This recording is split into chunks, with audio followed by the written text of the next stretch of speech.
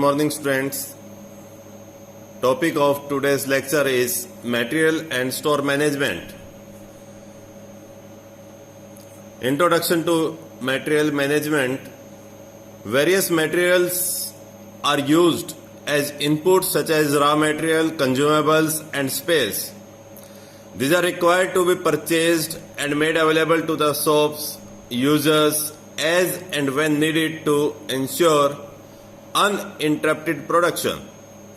Efficient management of input materials is of paramount importance in a business organization for maximizing materials productivity, which ultimately adds to the profitability of the organization. Material management is generally called raw material management. Inventory is a name collectively given to raw material, work in process and finished goods. Even though material and inventory are used as synonymous, material usually means raw material and inventory means raw material along with work in process plus finished goods. Inventory classification. Raw material is first subjected to a manufacturing process before it becomes finished goods. Raw material is also present with work in process and finished goods. It is a continuous process. Inventory includes idle resources that have future economic value. It indicates that it may be available in different forms depending upon the production cycle stage it is in. मतलब जिस stage के ऊपर जो material रखा हुआ है उसके base पे उसका नॉमेनक्लेचर बन जाता है. Classification of inventory is done on this basis and thus the different classifications of inventory are as follows. Raw materials. Number 2, components and parts. Number 3, maintenance, repair and operating inventories. Number 4, work in process goods and finished goods, resale goods, capital goods, construction material, hard goods, soft goods, fuel and lubricants, stationery goods, primary packing material like plastic, paper, etc. are used to pack the finished goods for sale. So we can say that inventory, when it is in different stages, then the nomenclature of inventory is done as per the number of stages where the material is in it. According to the definition part, material management can be defined as an integrated management approach to planning, acquiring, processing and distributing production materials from the raw material state to the finished good state. Material management is a key business function that is responsible for the coordination of planning, sourcing, purchasing, moving, storing and controlling materials in an optimum manner so as to provide predetermined service to the customers at a minimum cost. Now the objective of material management. Number 1, fundamental objective of the material management function as acquisition of materials and services of the right quality, in the right quantity, at the right time and from the right source. Thus the key objectives of material management can be classified as buying at the lower price,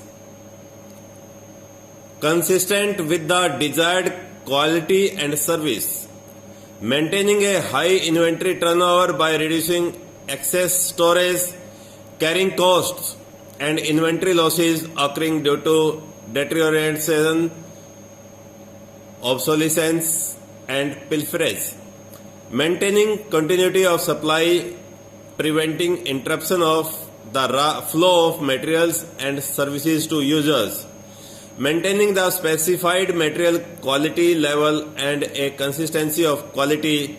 This permits efficient and effective operation, developing reliable alternate sources of supply to promote a competitive atmosphere in performing and pricing, minimizing the overall cost of acquisition by improving the efficiency of operations and procedures, participating in make or buy decisions. The scope of material management includes material planning, catalyzing or coding the materials, standardization, scheduling, procurement, inspection, quality control, packaging, storage, inventory control, distribution and disposal. Material cost management. The object of inventory control is to reduce the investment in the inventory without affecting the efficiency in the area of production and sales. If a sufficient stock of raw material is not available, the production activity is likely to be interrupted. If available, it may not be possible for the organization to serve the customers properly and they may shift to the competitors. The objective of inventory control is to avoid the situation of overstocking as well as understocking.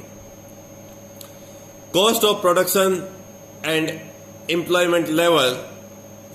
When the cost increases, then employment and training, additional staff and services activities, added shifts and overtime cost increases. When the cost of decreasing production decreases, employee compensation, other employee costs, staff, clerical and service activities and total time cost decreases. The functions of inventories are to protect against unpredictable variations in demand and supply. Sometimes the demand increases and sometimes it decreases. This fluctuation may cause the production deterioration, and to protect this, the inventory control is done. Take advantage of the price discounts by bulk purchases. Take the advantage of batches and longer production run. Provide flexibility to allow changes in production plans in view of change in demands. Facilitate intermittent production. Now the economic order quantity is the model or the most basic model of inventory management. It is essential a trade-off between various relevant costs and drive an order quantity and time for placing an order in such a way that the total costs are minimized.